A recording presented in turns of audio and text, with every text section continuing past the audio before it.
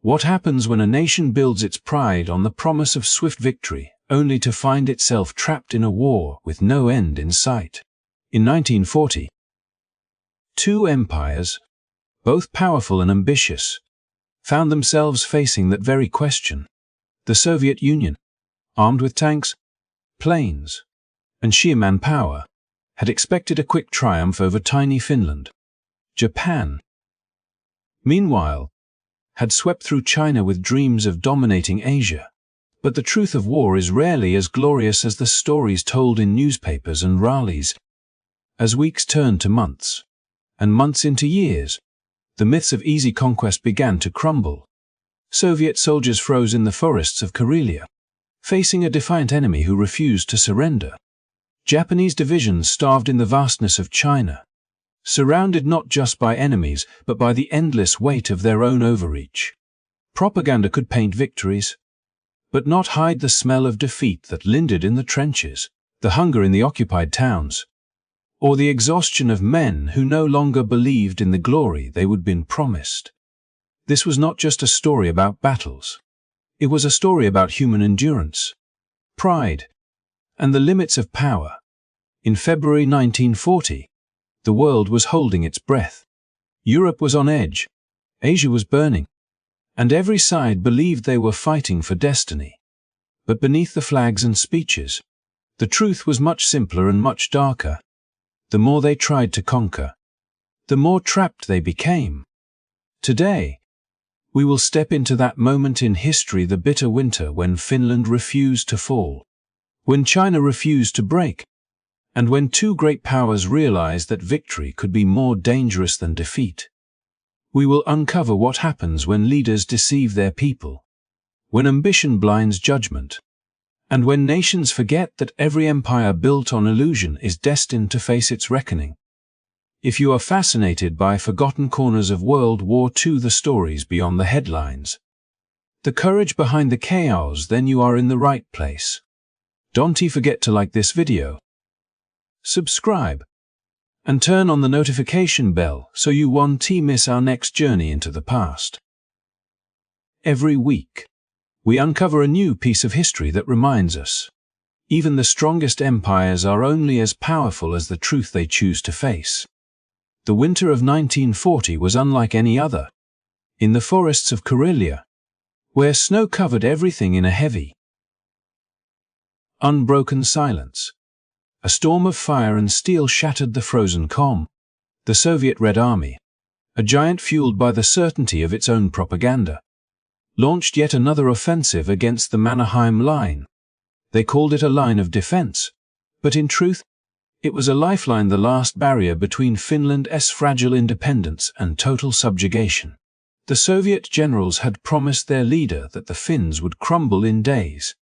Yet days had turned into weeks, and weeks into months, and the small northern nation still stood, bruised but unbroken. The attacks came at dawn, when the light was thin and the cold was sharp enough to slice through bone. Soviet artillery thundered across the line, shaking the frozen ground with explosions so constant they began to sound like the heartbeat of the earth itself.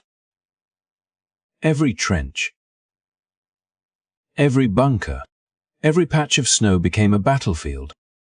The air was filled with the bitter smell of gunpowder and smoke, mixing with the icy wind that howled through the shattered pines. For the soldiers of Finland, this was not just a war, it was survival. They were farmers, woodsmen, and students turned defenders of their homeland, facing an army that outnumbered them 20-1. Their weapons were few, their ammunition scarce, and their shelter often no more than holes dug in the frozen ground. Yet they held their line, not because they believed they could win, but because they refused to let go of what was theirs. They fought with the silence of men who understood that every minute they delayed the Red Army was another minute their families remained free. The Soviets came in waves, endless ranks of soldiers pushing through snowdrifts, their silhouettes blurred by the white haze of winter. Machine guns rattled in defiance, cutting through the advancing lines. But for every soldier who fell, another seemed to appear. The dead became mounds in the snow, frozen in the positions they had died in. And yet the assault never stopped. The Finns watched through the smoke as each new charge crept closer, until the fight was no longer about distance or strategy, it was face to face. Man against, in the desperate intimacy of close combat. Inside the bunkers, the defenders could feel the walls shaking from the bombardment. Splinters of wood and concrete fell like rain as shells landed with terrifying precision. Some positions, built hurriedly months before, were never meant to withstand such force. Still, the men inside stayed, deafened by explosions and blinded by dust, firing until the barrels of their rifles glowed red from the heat. When the Soviets finally broke through, there were no clear lines anymore, only chaos. Men wrestled in the snow, bayonets clashing, breath steaming in the freezing air. Every meter of ground was paid for in blood. In the command posts behind the front, Finnish officers sent frantic messages asking for reinforcements. But Commander Carl Gustaf Mannerheim, calm and deliberate, refused to act in haste. His advisers urged him to send the 5th Division to plug the collapsing sectors, to save the men still holding the line. Yet Mannerheim knew what few others could see. The moment he played his last card, there would be no one left to stop the next assault. He waited, trusting his men, trusting that discipline and courage could hold longer than brute force. His restraint was not coldness but clarity, a commander who understood that sometimes patience is the only weapon left. The battle became a test of endurance. Days blurred into nights without rest. The Finns fought through hunger and exhaustion, their bodies aching from the cold that seeped into every joint. Ammunition ran so low that commanders ordered artillery to fire only when absolutely necessary, saving each shell as if it were a drop of gold. Soldiers shared what little food they had: dry bread, frozen meat, a sip of coffee reheated over the flicker of a candle. They spoke little, their faces hardened by fatigue, their minds fixed on survival. Across the lines, the Soviet generals watched with growing frustration. Each day of delay was an embarrassment, a blow to their reputation, and an insult to their leaders' expectations. To Stalin, there could be no excuse for failure. His patience thinned as reports arrived describing frozen tanks, impassable terrain, and the stubborn resistance of an enemy too small to be feared and too proud to be crushed. Orders grew harsher, and so did the punishment for hesitation. Commanders who failed to break through were replaced overnight. The men beneath them knew that retreat was no longer an option. The cold did not favor either side, but it punished the unprepared. Soviet soldiers froze where they stood, their boots stiff with ice, their rifles jammed by frost. The Finns, dressed in white camouflage, moved like ghosts through the snow. They struck swiftly, vanishing into the forests before the Red Army could react. Their familiarity with the land became their greatest weapon, their silence deadlier than artillery. To the Soviets, it must have seemed as though the very landscape had turned against them. By the end of the week, the Mannerheim Line still held. It was cracked, bleeding, and ready to collapse at any moment. But it had not fallen. Behind the frozen walls and shattered bunkers, Finland still breathed. In that silence, between the echoes of gunfire, a strange truth emerged. The Red Army could conquer cities and claim victories on paper, but it could not break the spirit of those who fought for something they loved more than life itself. As the snow continued to fall, covering the scars of battle, both sides prepared for what would come next. The Soviets gathered their strength for another assault, promising that this time they would finish it. The Finns, battered and weary, prepared to face them again. In that frozen corner of Europe, a small nation had done the unthinkable. It had stood against a giant and refused to fall. And in doing so, it had reminded the world that courage, once awakened, is a force no army can easily destroy. Carl Gustaf Mannerheim stood before the frozen map spread across his command table. his gloved hand tracing the jagged front that separated Finland's fragile independence from the overwhelming might of the Soviet Union. The winter night outside was silent, the kind of silence that seemed to swallow sound itself. Yet beyond the walls of his headquarters, that silence was broken by the dull, distant thunder of artillery, the Red Army hammering away once more at the Mannerheim Line. For weeks, the Soviets had thrown everything they had into that wall of bunkers. Trenches and frozen forests, tanks churned through snowdrifts, soldiers waded through waist-high frost, and shells screamed across the icy plains. But the line still held. Finland still stood, and Mannerheim knew exactly why. He refused to break too early. The Soviet generals believed in momentum, in overwhelming force and immediate breakthrough. Their doctrine was to crush resistance with relentless waves of men and machines. Yet Mannerheim understood something more subtle, something the Red Army's commanders could not grasp, that patience could be a weapon as deadly as artillery. His advisors urged him to commit his last reserves, to counterattack and push the Soviets back while their morale was low. But Mannerheim, standing tall and quiet in his greatcoat, shook his head. He would not sacrifice his final strength on an impulse. Those reserves were his last lifeline, the core of his defense, and once spent, there would be no second chance. Every day, his decision weighed on him. Reports came in of new Soviet assaults, of villages burned and forests shattered by bombardment. His troops were exhausted, faces pale with cold and sleeplessness, their uniforms torn and patched. Supplies ran low, ammunition was rationed, and medical tents overflowed. Still, the Finnish lines did not break. The men trusted their marshal. They knew that if Mannerheim did not order a retreat, there was still hope.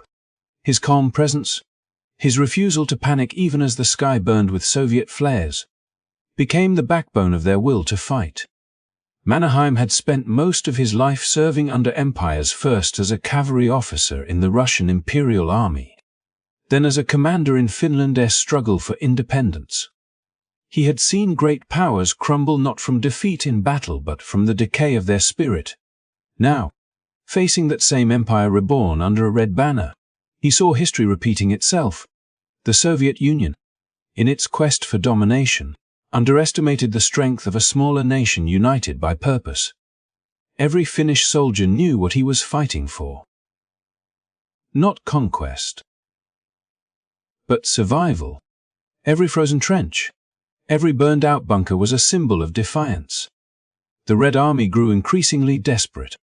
Their propaganda had promised quick victory, a triumphant march through Helsinki within weeks. But the endless snow, the biting wind, and the stubborn resistance of the Finns turned their confidence into doubt. Soviet officers, fearing punishment for failure, pushed their troops harder, sending wave after wave into fortified lines that refused to yield. Finnish ski patrols slipped through the forests, cutting supply routes,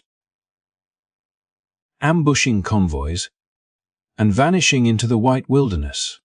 The Soviets had numbers, tanks, and planes, but the Finns had the land, the will, and the leadership of a man who refused to be hurried into disaster. One night, as a blizzard raged outside, Mannerheim stood by the window of his command hut, the candlelight flickering across his face. A courier entered, bringing the latest message from the front: another Soviet assault repelled. Though at heavy cost, Mannerheim read in silence, then folded the paper and placed it beside a stack of reports already soaked in fatigue and blood. He looked out again into the darkness. Somewhere out there, young men held their rifles tight, waiting for dawn. He thought of them: farmers, students, sons now soldiers in a war they had never asked for. Their courage demanded that he make no mistake. He knew the Soviets would not stop. They would adapt, reorganize, and attack again with greater force. Yet every hour his defense held, every day the Red Army failed to break through, was a victory in itself. He was not fighting to win territory, but to preserve the soul of his nation. And as long as Finland endured, even in the shadow of defeat, the world would see that small nations could stand against giants. In the dim light of that winter night, Mannerheim made his choice to wait, to endure, to trust in discipline over desperation. When the time came, he would unleash his reserves not in panic, but in precision, when it would matter most. The fate of Finland rested on that timing. The Red Army might have outnumbered him 100-1, but they could not match his resolve. The line held, and under the steel-grey sky of February 1940, Carl Gustaf Mannerheim became not just a commander, but the living embodiment of Finland's unbreakable will. As the bitter winter pressed across northern Europe, the halls of power in London and Paris buzzed with a different kind of battle. One fought not in snow or blood, but in strategy rooms filled with maps, reports, and anxious advisors. The situation in Scandinavia was becoming urgent. Finland, under relentless attack from the Soviet Red Army, clung desperately to its Mannerheim Line, every day inching closer to exhaustion. Yet the Allied powers faced a dilemma.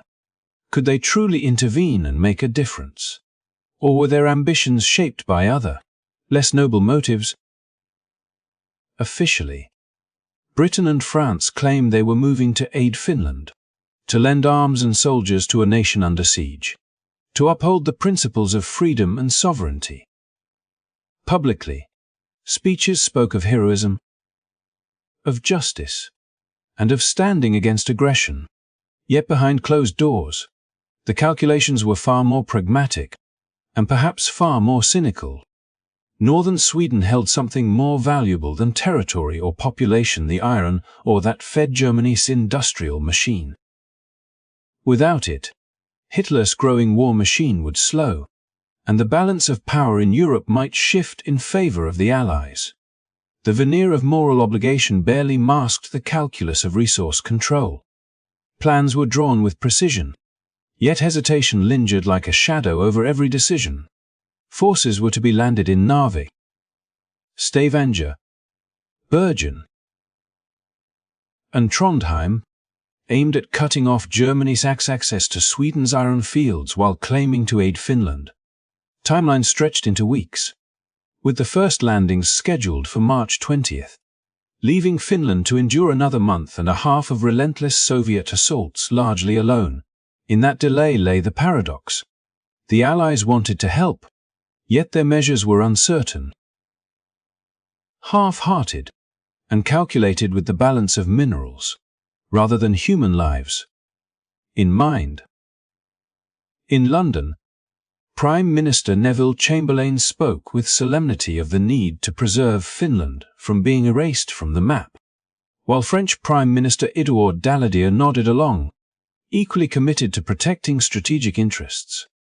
The rhetoric was noble, the plans impressive on paper, but the reality of execution was different.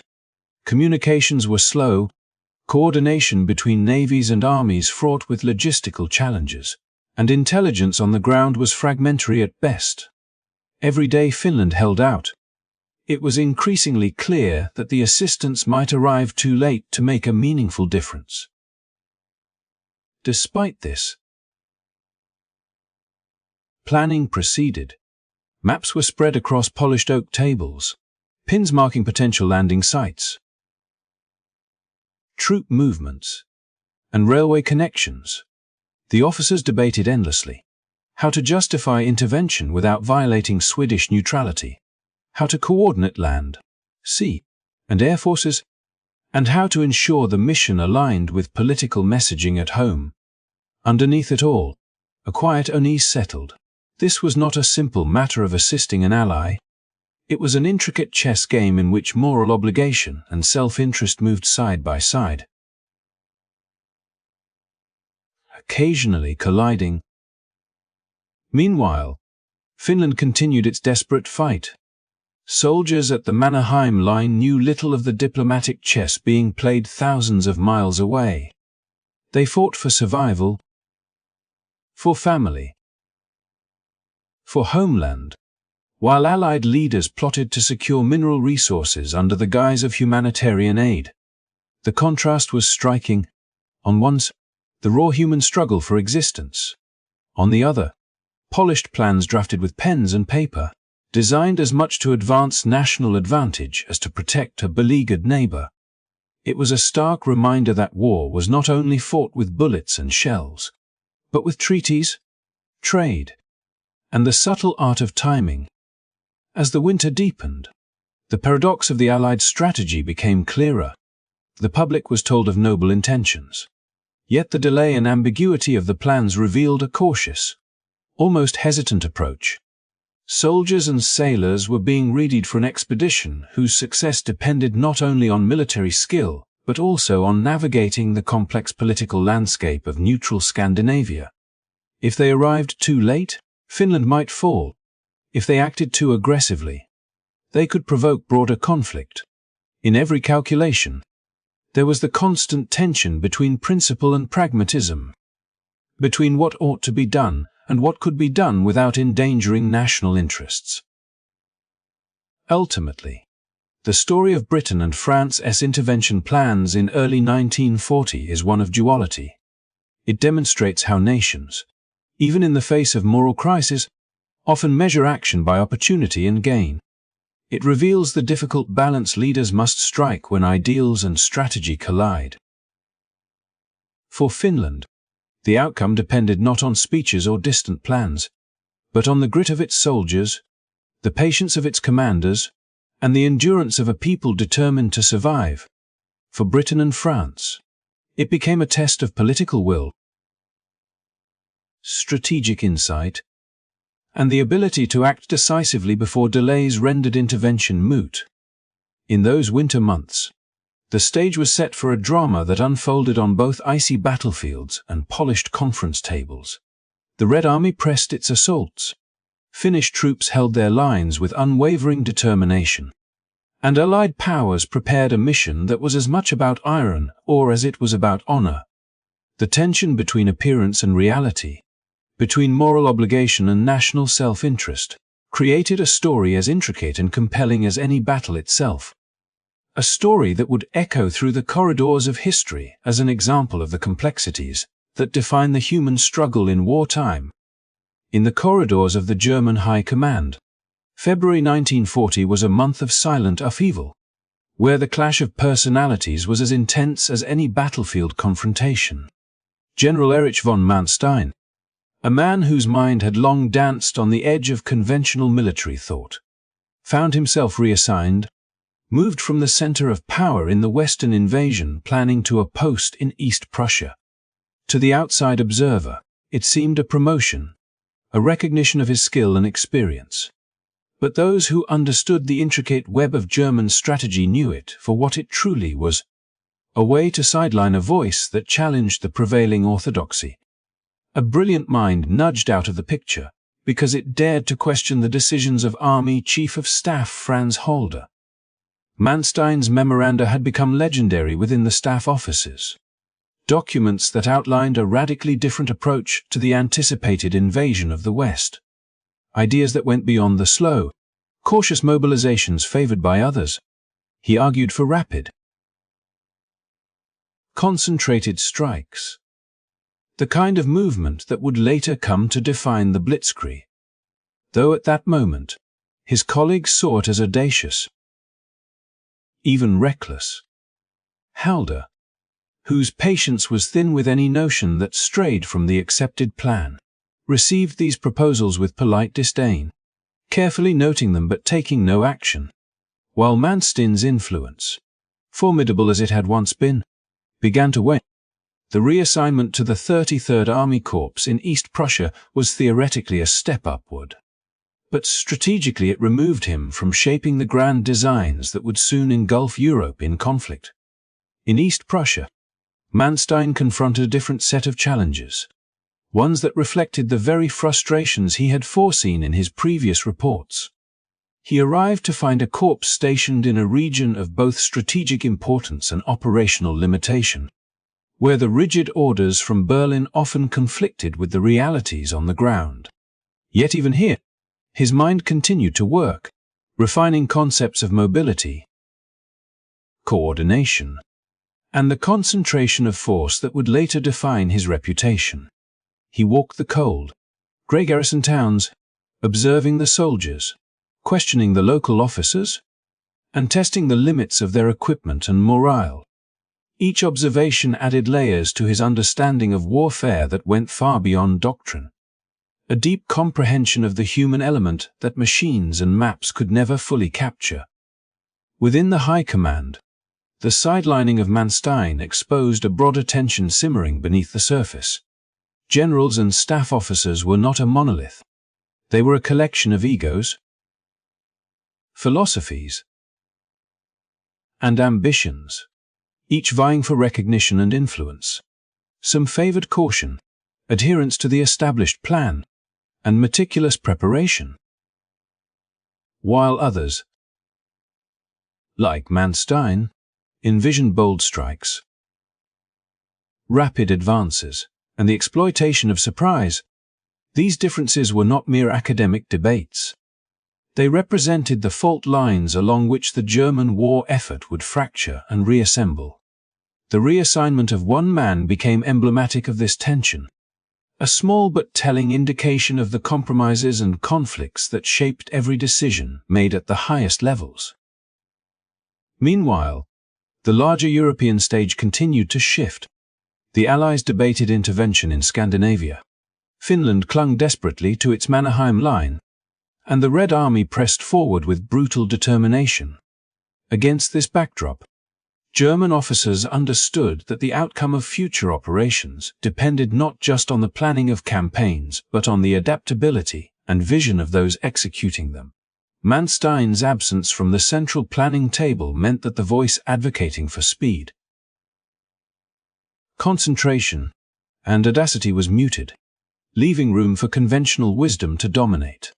Even as the seeds of innovation quietly took root in his mind, Manstein's writings, once ignored, were preserved and studied in the quiet hours, examined by officers who recognized their brilliance but dared not implement them. They contained the blueprint for a form of warfare that would soon shock the world, a method that would allow relatively small, highly coordinated forces to overcome seemingly insurmountable obstacles, turning speed and surprise into weapons of psychological as well as physical power. The irony was stark. The very ideas dismissed as radical in the halls of Berlin would later be celebrated as revolutionary, reshaping the conduct of modern war and vindicating a strategist who had been temporarily marginalized for his audacity. The reassignment also revealed something essential about the nature of command within the Wehrmacht. Dissent, even when rooted in insight, was dangerous. Officers who spoke against the grain risked isolation, professional stagnation, or worse. And yet, history shows that it was precisely those voices, those willing to question, to imagine differently, that produced the breakthroughs that others would later claim as genius. Manstein's experience became a lesson in the tension between innovation and conformity, between individual insight and institutional inertia, a reminder that even in the most disciplined armies, the battle of ideas could be as consequential as any clash of steel and fire. As the winter of 1940 dragged on, Manstein continued his work in East Prussia, observing, writing, and refining his strategies. He saw the failures of rigid planning, the missed opportunities, and the slow response to dynamic conditions, all confirming the visions he had tried to share from the center of command. In doing, he quietly prepared for a future that the current hierarchy could not yet comprehend, a future in which his concepts of rapid, decisive maneuvers would not just be tested, but would redefine the very nature of warfare in Europe. The sidelining, which had seemed a setback, became a crucible, honing his understanding, sharpening his judgment, and setting the stage for the remarkable campaigns that would later cement his place in military history. In this way, The story of Erich von Manstein in early 1940 illustrates more than just a personal struggle within the German High Command. It reflects the broader currents of World War II, the clash between innovation and orthodoxy, the consequences of internal rivalries, and the way that individual insight, even when temporarily suppressed, can shape the course of history. While the Red Army battled in Finland and the Allies debated their strategies in Scandinavia, one man in East Prussia quietly plotted the future of warfare, his ideas waiting for the moment when the world would finally take notice. In the shadowed streets of occupied Poland, the winter of 1940 brought more than cold winds and snow. It carried the weight of human suffering that no army could easily measure or contain. The streets and villages bore silent witness to atrocities committed not by the enemy in battle, but by those meant to maintain order within the German ranks, the SS and police units, acting with impunity, committing murders, rapes, and acts of looting that stained every corner of the land they occupied. Amid this darkness, two German generals, Wilhelm Alex and Johannes Blaskowitz, found themselves confronting a moral crisis that tested not only their loyalty to their country, but their sense of humanity. General Alex, stationed in occupied Poland, could not ignore what he saw. Letters and reports reached his desk, detailing the systematic abuse of civilians, the desecration of homes, and the merciless killings that had become alarmingly routine. The horrors were widespread, yet the higher echelons of the Nazi hierarchy turned a blind eye, often celebrating the chaos as a demonstration of power.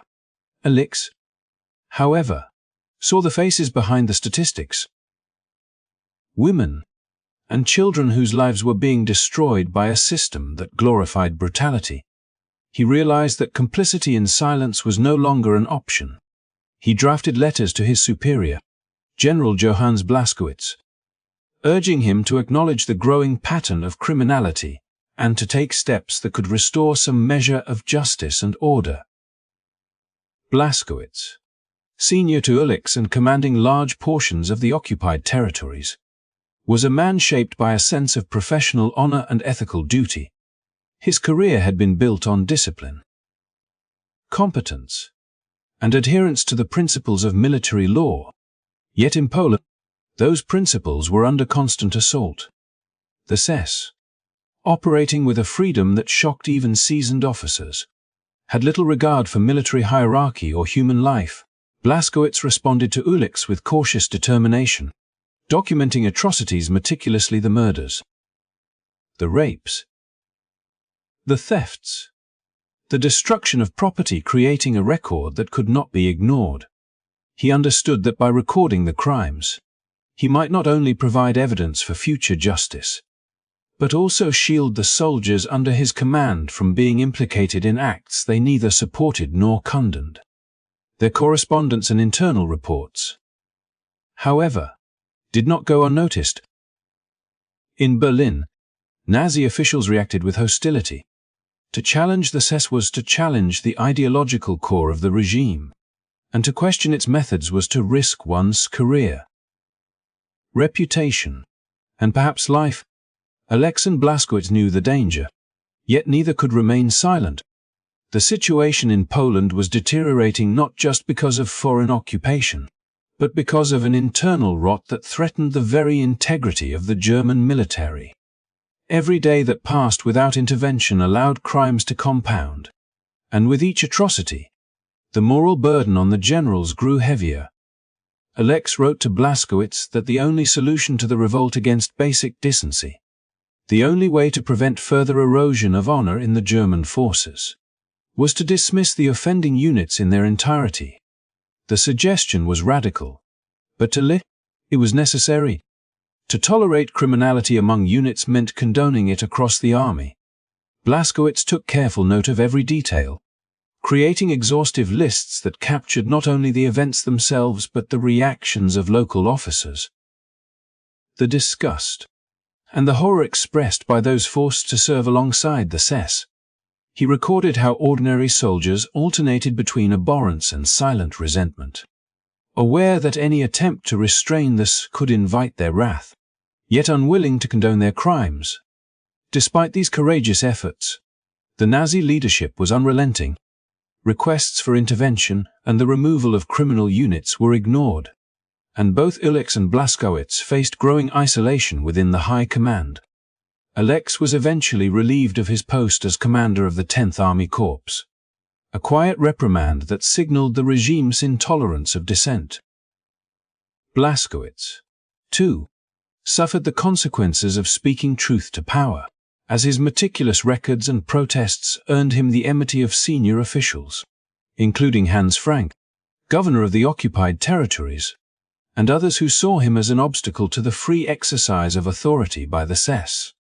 The retaliation was as much political as personal, an assertion that within the Nazi hierarchy, ethical concern could be construed as disloyalty.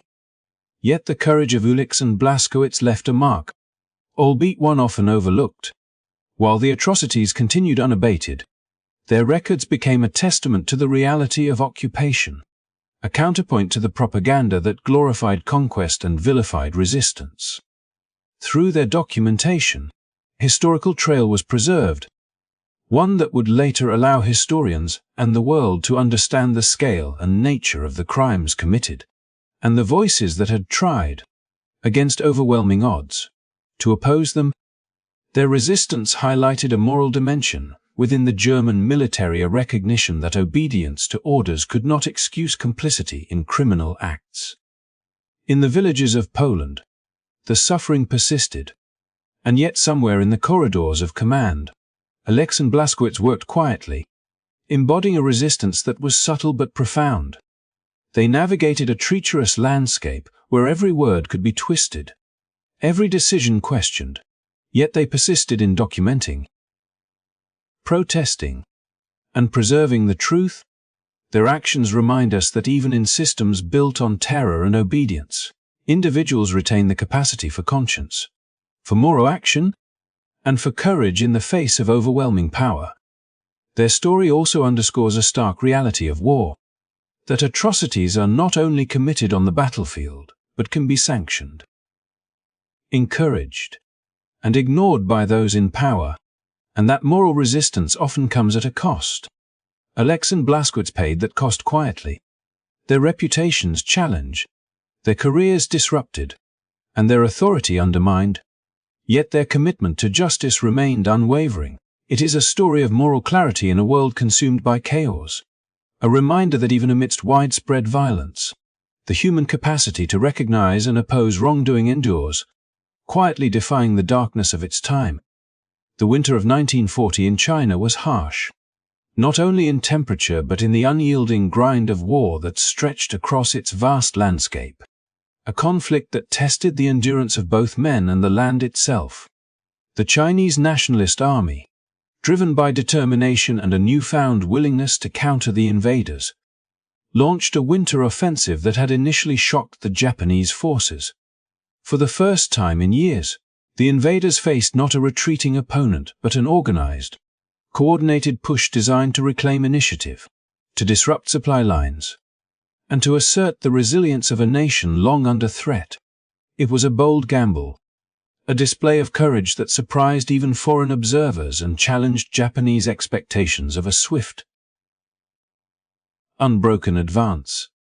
Chiang Kai-shek's generals had meticulously planned the offensive, concentrating their best divisions, including the only mechanized unit in China, in an effort to strike decisive blows.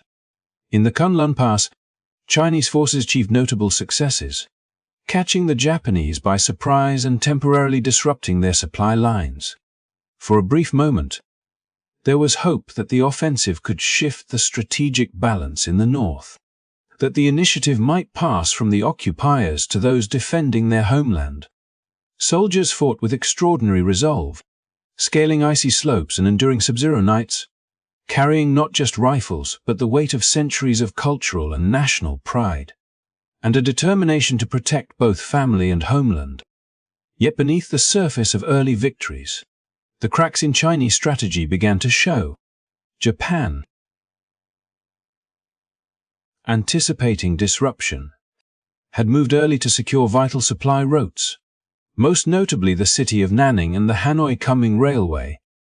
This infrastructure was the lifeline of the Nationalist Army, carrying foreign-supplied weapons, ammunition, and essential provisions into the northern provinces.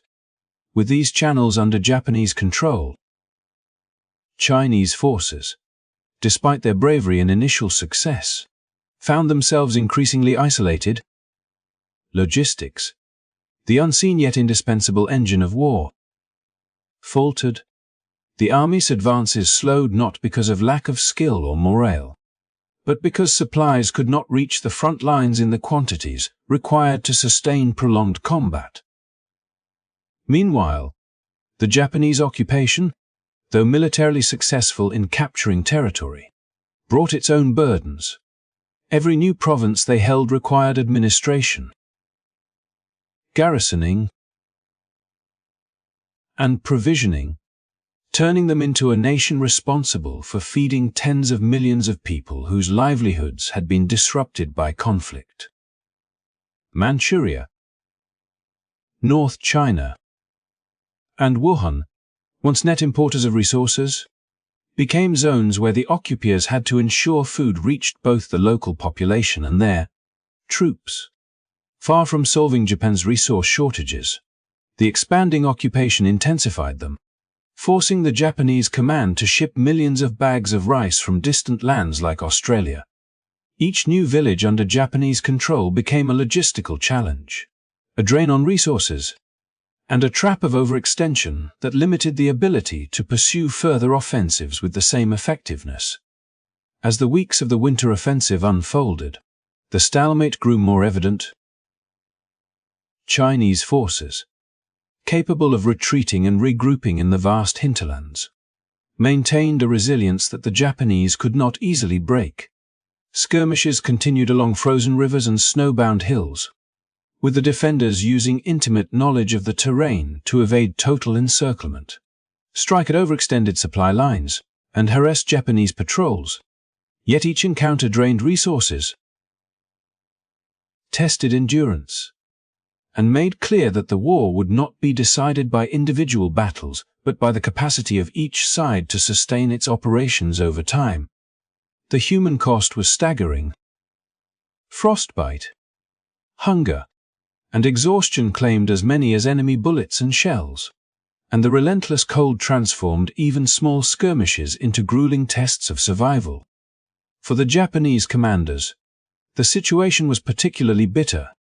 They had hoped that their superior mobility, coordination, and firepower would force China into a decisive confrontation that could end the conflict swiftly. Instead, they found themselves trapped in a paradox.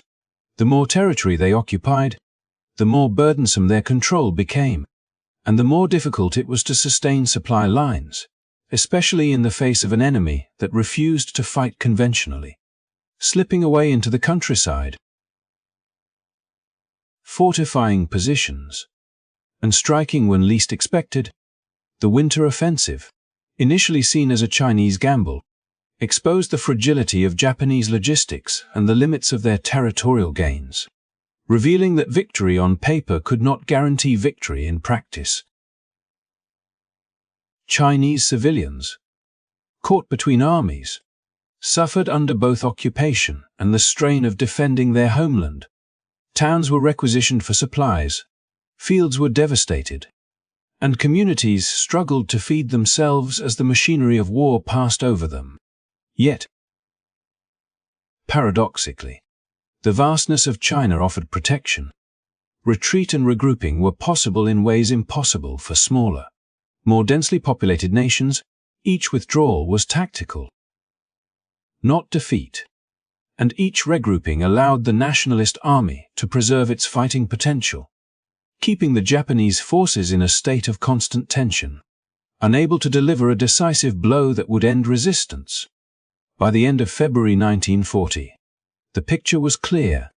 Japan held more ground than ever before, yet it had not achieved the decisive results necessary to break the will or capability of China. The Nationalist Army remained intact, resilient, and capable of further operations, while the Japanese faced the persistent burden of overextended supply lines, growing logistical strain, and a population whose needs they could not easily meet. The winter offensive had failed not because of lack of effort, but because of strategic circumstances beyond immediate control of supply routes, the harshness of terrain and climate, and the paradox of overextended conquest. In this landscape of snow, supply lines, and unyielding resistance, both sides found themselves trapped in a draining stalemate. Japan could advance, but at immense cost and with diminishing returns, while China could endure, withdraw, and strike again, exploiting the vastness of its territory and the determination of its people.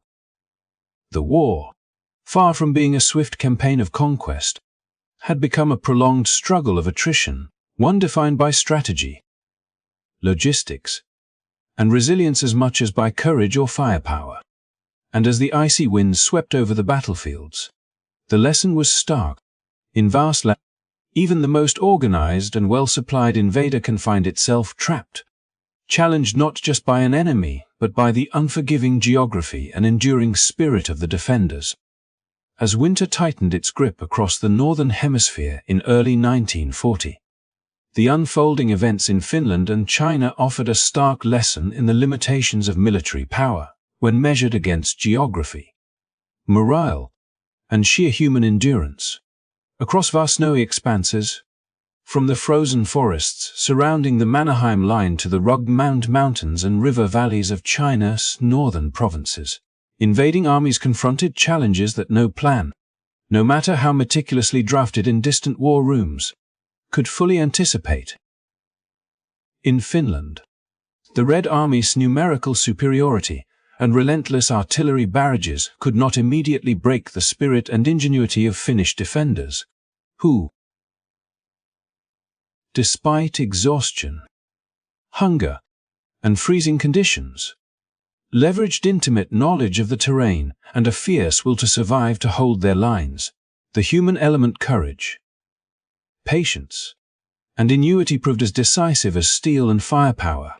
A reminder that soldiers are not merely cogs in the machinery of war, but actors whose determination can defy expectations. Meanwhile, in China, the Japanese military found that conquest came with unforeseen consequences. Initial advances were bold and impressive, yet the occupation of vast territories created logistical nightmares, stretching supply lines and forcing the invaders to feed millions of people in addition to sustaining their troops. The Nationalist Army's winter offensive, though ultimately stymied by Japan's control of critical railways and cities like Nanning, demonstrated that a well-organized counteroffensive, combined with strategic retreats and the use of terrain, could blunt even a technically superior force. Geography itself became an ally of the defenders. Snowbound passes, wide rivers, and sparsely populated hinterlands offered natural protection, opportunities to regroup, and the means to frustrate an overextended enemy. What emerges from these two theaters of war is a common theme: the repeated miscalculations of empires when faced with the realities of human resilience and natural obstacles. In Finland, Soviet planners underestimated not only the tenacity of Finnish troops but also the logistical difficulties imposed by harsh winters, isolated positions, and limited infrastructure. In China, Japanese commanders overlooked the implications of occupying vast, resource-dependent regions, where every village, every road, and every city became both a prize and a burden. In both, invading powers were forced into prolonged engagements, suffering attrition not merely from enemy fire, but from the compounded effects of terrain, climate, and the indomitable spirit of those defending their homeland. History, as it often does, repeated itself. The assumption that technological and numerical superiority alone guarantees victory proved catastrophically flawed. These lessons resonate beyond the battlefield. They reveal the limitations of hubris in leadership, the consequences of ignoring human factors in planning, and the importance of respecting both the physical environment and the psychological resilience of opponents. Carl Gustaf Mannerheim's calm, disciplined leadership in Finland exemplified the strategic patience that can conserve strength until decisive moments arise, while the Chinese Nationalist Army's ability to absorb setbacks, retreat, and reorganize showcased the long-term advantages of flexibility and local knowledge. Conversely, the missteps of invading powers from the Red Army's overconfidence to Japan's overextension illustrate how rigid thinking, over-reliance on sheer force, and neglect of logistical realities can transform ambition into quagmire. Across both continents, the human cost was immense, but so too was the demonstration of adaptability, courage, and the enduring will to resist. Soldiers, civilians, and commanders alike navigated crises that demanded not only tactical skill but moral resolve, creativity, and an understanding that war is shaped as much by human behavior as by weaponry. For every artillery barrage, every calculated maneuver, and every ambitious plan, there existed the unpredictable variable of human response, which could multiply successes or undermine even the most carefully laid strategies. The interplay between planning and reality, ambition and limitation, remains a lesson that echoes through the corridors of history and the snowbound forests and mountains that once defined these theaters of war. As we reflect on the Stalemates in Finland and China, it becomes clear that history is rarely kind to those who repeat the mistakes of the past. In both theaters, empires found themselves locked in costly engagements not because their enemies were necessarily stronger, but because they had underestimated the very factors that make warfare complex. Geography, morale, endurance, and the unpredictable capacity of humans to adapt and resist. These conflicts remind us that power alone cannot dictate outcomes. Wisdom, patience, and respect for both terrain and people are equally essential. As we close the chapter on February 1940, we see the enduring patterns of human conflict and the costly lessons they impart. The Red Army continues to assault the Mannerheim Line, yet Finnish troops endure. Japanese forces occupy vast swaths of China, yet the Nationalist Army and its people persist. Both stories, though geographically distant, are united by a common truth: empires that fail to account for human resilience and environmental realities invite prolonged struggle, attrition, and uncertainty. They remind us that history is not just the story of leaders and armies, but of ordinary men and women whose determination can shape the course of nations. Thank you for joining this journey into the lesser-told theaters of World War II. If you found this story compelling, please like, subscribe, and hit the notification bell to explore more episodes that uncover history's hidden lessons. Every view supports the continuation of this channel and ensures that stories of courage, strategy, and endurance reach those eager to learn. Stay with us as we delve into the complexities of history, revealing the human experiences that lie beneath the grand movements of armies and empires. Your support helps keep these stories alive and accessible for everyone seeking to understand how the past continues to inform the present.